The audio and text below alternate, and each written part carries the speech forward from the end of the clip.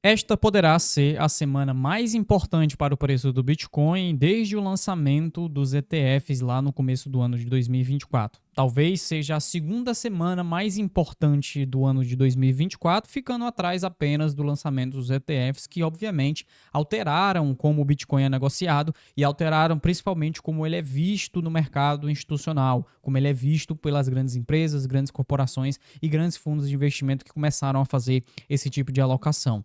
Hoje, agora nós estamos há 2 dias, eu estou gravando esse vídeo na segunda-feira e na quarta-feira nós teremos o que é chamado de FOMC, que é basicamente o Comitê de Política Monetária do Banco Central dos Estados Unidos, e nós poderemos ter o primeiro corte de juros nas taxas de juros base da economia norte-americana após mais de 4 anos. Esse é um tipo de movimento que altera todo o cenário macroeconômico e também altera tudo aquilo relacionado à precificação de ativos, e o Bitcoin não vai ficar de fora dessa, tá? Por mais que a gente entenda que o Bitcoin seja um ativo completamente diferente do sistema fiduciário, ele é precificado em dólar e majoritariamente também negociado em dólar, então a questão do denominador da precificação do Bitcoin é altamente impactante. Obviamente, um Bitcoin vai ser sempre igual a um Bitcoin, mas quando a gente está falando no seu preço ou no seu valor cambial no mercado aberto, isso vai sofrer alterações, e essas alterações estão diretamente ligadas àquilo que acontece no mercado macroeconômico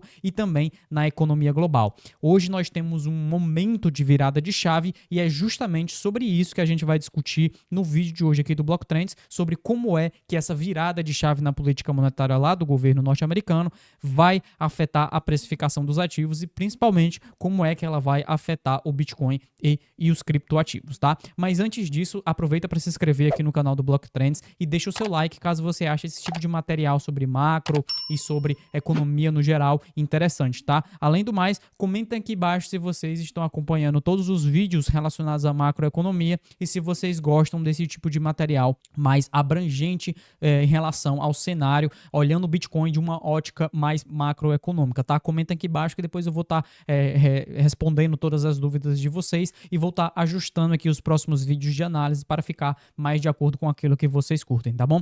E além do mais, se você quiser começar a negociar Bitcoin, aproveite para utilizar a plataforma da Bybit, que é a nossa plataforma apoiadora aqui do canal, e eles têm uma série de bônus para você começar a fazer essas negociações após os seus primeiros depósitos, tá? Tudo isso vai estar aqui no link da descrição, e daqui a pouco eu vou falar uma coisinha sobre uma imersão que a gente vai fazer no dia 26 desse mês, e você precisa estar dentro dessa imersão, mas segura um pouquinho que daqui a pouco eu vou falar sobre isso, tá? Inclusive, fica até o final do vídeo para a gente conseguir compreender todo o cenário, porque eu vou te dizer quem é que está comprando e quem é que está vendendo Bitcoin nesse cenário atual, tá? Esse cenário que é bem complexo, obviamente, e começam a surgir as dúvidas. Será que o que a gente está vendo no mercado macro é um efeito de grandes baleias saindo do mercado e tentando aproveitar o momento, ou se é mais do varejo, dos pequenos investidores observando tudo aquilo que está saindo na mídia e tentando, na verdade nem é tentando, é mesmo com medo, com pânico de toda essa situação saindo do mercado. A gente vai discutir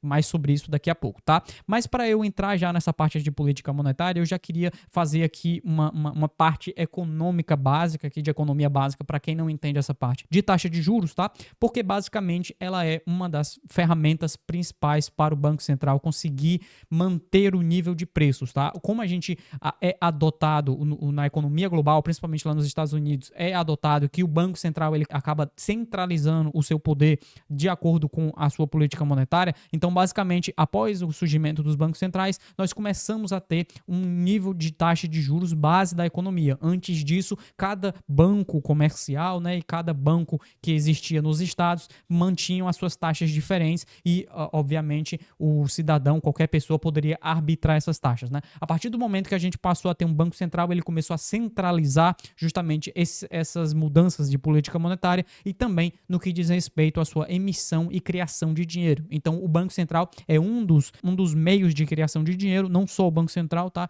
Bancos comerciais também criam dinheiro através de empréstimos bancários e, obviamente, esses empréstimos bancários derivam de uma taxa de juros. Quanto mais baixa é a taxa de juros, quanto menor é o custo para a aquisição desses empréstimos, mais as pessoas têm propensão a realizar novos empréstimos e investir em novas coisas, tá? Então a pessoa pode pegar um empréstimo, comprar uma casa, investir numa empresa, comprar um automóvel, comprar alguma coisa. Isso faz com que a economia como um todo acabe ficando mais aquecida, tá? Por outro lado, quando a gente tem taxas altas de juros, isso reduz a intenção das pessoas, principalmente dos negócios também, de adquirirem novos empréstimos, porque o custo de capital ficou mais caro. Então o Banco Central utiliza essa ferramenta de taxa de juros para tentar reduzir ou aumentar a demanda por ativos, por bens de serviço e a atividade como um todo dentro da economia, tá? Isso por quê? Porque, obviamente, nos momentos onde existe uma alta atividade econômica na economia, também acaba tendo uma subida de preços derivada dessa alta econômica. Obviamente, isso tudo é uma questão monetária, mas eu não quero entrar aqui, eu já falei sobre isso em vídeos anteriores, depois eu vou deixar aqui um card aqui em cima relacionado a vídeos macro que a gente tem feito nas últimas semanas, mas para vocês perceberem que hoje a gente está totalmente focada nessa tabela aqui, tá? Essa é a tabela da FedWatch, da CME Group, onde a gente consegue rastrear justamente a probabilidade de corte de juros nas próximas reuniões. Você tem como vir aqui nessa tabela e fazer o agregado para os próximos meses, tá? Então tem como a gente olhar aqui os próximos meses, setembro, novembro, dezembro, mas o que é importante para agora é justamente esse corte de juros que vai acontecer no dia 18 de setembro, agora na quarta-feira. Por que eu estou falando esse corte de juros? Porque nesse momento o mercado precifica apenas dois cenários possíveis, tá? Um cenário de 41% de probabilidade para um corte de 25 pontos base, tá? Nós estamos aqui em 5,25 a 5,50 e vai cortar para 5,25, ou seja, 0,25% de corte na taxa de juros, a probabilidade de 41%. Entretanto, nós já temos uma probabilidade de 59% para 50 pontos base, ou seja, 0,5 de corte na taxa de juros base. E por que isso é importante a gente entender qual é o tipo de corte? Porque esses dois cenários, apesar de muito similares, só muda 0,25, eles têm impactos completamente diferentes no mercado. Isso é relacionado ao tipo de ambiente onde o Federal Reserve, o Banco Central dos Estados Unidos, vai estar cortando as taxas de juros. Por quê? Nesse momento, nós já começamos a ver um nível de desaceleração econômica muito grande na economia norte-americana em diversos indicadores que a gente está acompanhando, tá? Isso faz com que o Federal Reserve, o Banco Central, comece a tentar aumentar o nível de atividade da sua economia, justamente relacionado àquilo que eu expliquei no início, e para isso ele vai reduzir as taxas de juros, fazendo com que as pessoas tomem mais empréstimo. Isso, eventualmente, também vai fazer que exista mais dinheiro em circulação e aumente a liquidez do mercado como um todo. Entretanto, as duas vão ter o mesmo efeito, obviamente. Vai aumentar o nível de demanda por empréstimos, vai aumentar a quantidade de liquidez no mercado e, eventualmente, vai aumentar a atividade econômica. Só que eles são bem distintos por uma questão. Quando o Federal Reserve corta 25 pontos base, ele está cortando o mínimo que ele poderia cortar e isso vai indicar que ele está dentro de um ritmo constante de corte de juros. Ou seja, o Banco Central entende que, bom, agora eu vou cortar 25 BPS agora, na próxima reunião eu corto mais 25, na próxima eu corto mais 25, porque eu entendo que eu estou conseguindo controlar o nível de atividade econômica e eu estou conseguindo combater o nível de desemprego que está crescendo lá nos Estados Unidos. Por outro lado, se ele começar a cortar 50 pontos base, ou seja, 0,5%, isso já começa a parecer que ele está em pânico. Ou seja, bom, o Federal Reserve entendeu que nós não temos mais controle sobre a economia agora, o nível de atividade econômica já caiu muito forte para a nossa compreensão aqui e a gente vai fazer cortes maiores tentando estimular a economia de um jeito mais intenso. E é justamente essa diferença que vai fazer com que o preço dos ativos e aqui do Bitcoin também se altere e acabe sendo impactado por essa corte de juros, tá? 25 pontos base pode ser uma compreensão mais positiva para um soft landing, que é conhecido como esse período de corte de juros onde não causa uma recessão, e mesmo 50 pontos base pode acabar acarretando em um hard landing, ou seja, um período de corte de juros onde vai decretar ali uma recessão. Esses indicadores, eles são muito relacionados àquilo que a gente faz lá no Block Trends Pro, tá? Inclusive, a gente vai fazer uma imersão agora no dia 26/9 às 13 horas, onde a gente vai explicar 5 métricas para entender o preço do Bitcoin. E como sempre, a gente não explica apenas métricas de análise técnica, médias móveis, não é nada disso, a gente faz coisas muito mais avançadas que isso, relacionadas a indicadores on-chain, indicadores macroeconômicos e indicadores de liquidez de mercado. Então, se você quiser participar dessa imersão e, além disso, conseguir um bônus de um relatório 100% gratuito, eu vou deixar o link na descrição e no comentário fixado e você pode se inscrever nessa imersão e aqui você vai ter acesso direto a essa aula ao vivo sobre métricas para entender o preço do Bitcoin, principalmente nesse cenário atual que é extremamente importante, e também um relatório 100% gratuito aí para você entender como a gente está observando o mercado. Além do mais, eu vou deixar aqui de spoiler para vocês, a gente vai ter também uma promoção durante a imersão que é relacionado a hardware wallets. Então, se você não possui ainda um dispositivo para guardar os seus Bitcoins, um dispositivo físico, aproveite e se inscreva nessa imersão. Mas, voltando aqui ao assunto, esse é o tipo de política monetária que vai fazer com que o Banco Central dos Estados Unidos entre junto de outros bancos centrais aí ao redor do planeta, tá? Esse período de corte de juros já é esperado de acontecer não só nos Estados Unidos, mas em outros bancos centrais ao redor do planeta. Note que atualmente nós estamos cerca de 40% dos bancos centrais aqui ao redor do planeta estão em processo de afrouxamento monetário, ou seja, em período de corte de juros e entrada de liquidez.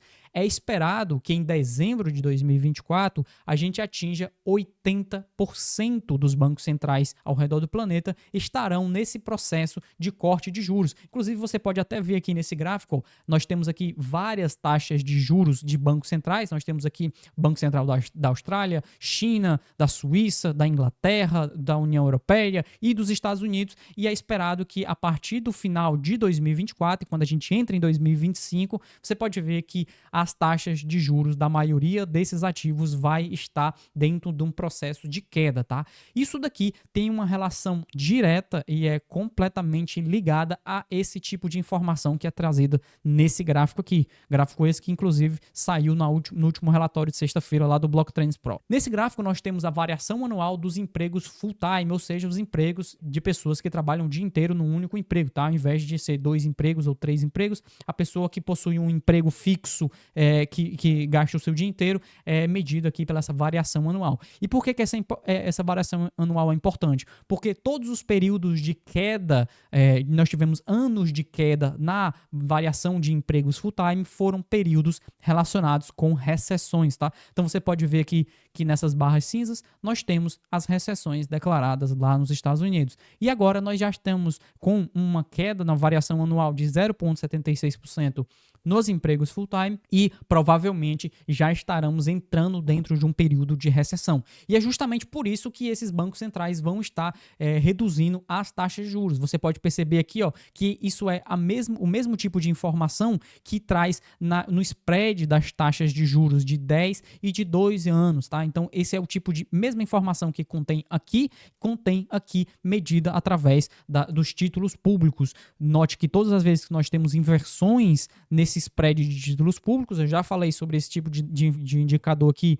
em outros vídeos anteriores, mas você pode notar que todos esses momentos foram períodos também onde a taxa de juros foi cortada, tá? Então aqui em laranja nós temos agora a taxa de juros, você pode perceber que desde lá dos anos 2000, a gente pode puxar até menos, tá? Anos 89 aqui mais ou menos, em 89 e 90, a gente viu essa inversão aqui no spread de juros e depois uma queda também nas taxas de juros. Aqui em 2000, mesma coisa. Nós tivemos uma inversão, tivemos uma recessão e tivemos queda na taxa de juros. Mesma coisa acontece em 2008 na última grande crise financeira. Nós temos essa inversão que ocorreu aqui mais ou menos em 2006, 2007. Depois nós temos uma recessão e queda nas taxas de juros. Agora nós estamos num cenário bastante similar. Nós temos aqui a inversão do spread da taxa de juros, nós ainda não tivemos a recessão declarada e devemos começar esse corte de juros aqui justamente nesse período. E esse é o tipo de cenário que acaba penalizando ativos de risco, tá? E eu vou dizer por quê. Porque geralmente esses cenários de recessão,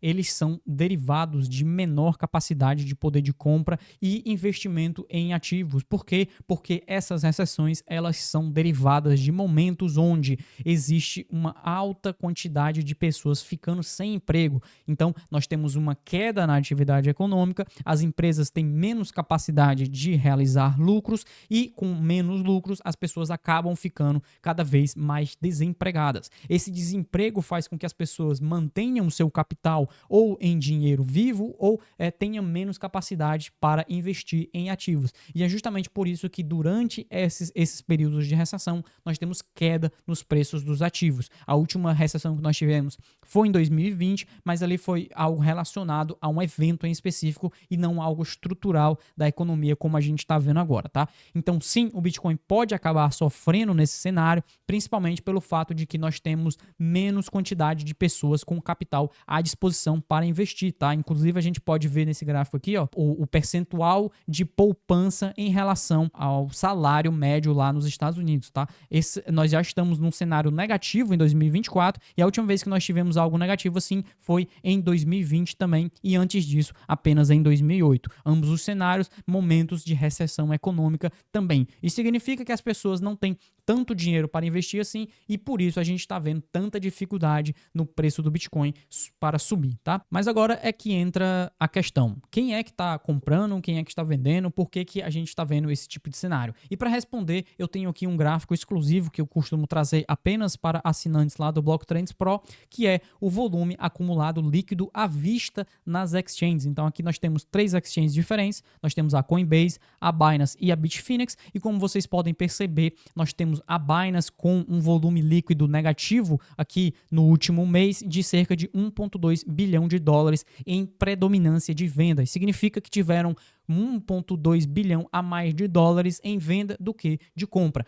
Por outro lado, se você reparar na Coinbase e na Bitfinex, ambas elas estão ali na faixa de 500 milhões de dólares de predominância de compra. Isso significa que as exchanges que são fortemente utilizadas por instituições, por grandes empresas e fundos de investimento estão tendo uma predominância compradora no último mês. Por outro lado, a Binance, que é uma exchange fortemente utilizada pelo varejo e investidores comuns, está tendo uma predominância vendida. Isso pode significar que boa parte dos institucionais estão aproveitando essa queda de preços para continuar acumulando Bitcoin. E é justamente essa a perspectiva que nós utilizamos também aqui na nossa carteira Satoshi, é aproveitar esses momentos de baixa, onde existe muito pânico generalizado no mercado, para acumular Bitcoin ao longo do tempo e acabar trazendo mais rentabilidade no longo prazo, tá? Se você quiser saber um pouco mais sobre como a gente está fazendo essas negociações de Bitcoin aqui no Blocktrends, você pode conhecer o Blocktrends Pro, que está no link da descrição, e também você pode ter um gostinho do Blocktrends Pro lá na imersão que a gente vai fazer no dia 26. Não se esqueça de se inscrever para receber o relatório gratuito que mostra como a gente está enxergando o cenário atual e também participar da imersão, onde a gente vai discutir várias métricas de mercado e entender para onde é que vai o preço do Bitcoin, tá? No longo prazo a gente segue bastante otimista, entretanto, no médio prazo vão ter alguns desafios que a gente precisa observar com bastante atenção e principalmente rastrear alguns indicadores importantes para compreender esse tipo de cenário, tá? Além do mais, não se esqueça de deixar o seu like aqui no vídeo caso você tenha achado esse vídeo interessante. Comenta aqui embaixo que mais conteúdos eu posso estar trazendo aqui relacionados à macroeconomia e não se esqueça de se inscrever aqui no canal para continuar acompanhando os nossos materiais, tá? Muito obrigado para você que esteve me assistindo até aqui e a gente se vê num próximo material aqui do Blocktrends. Tchau!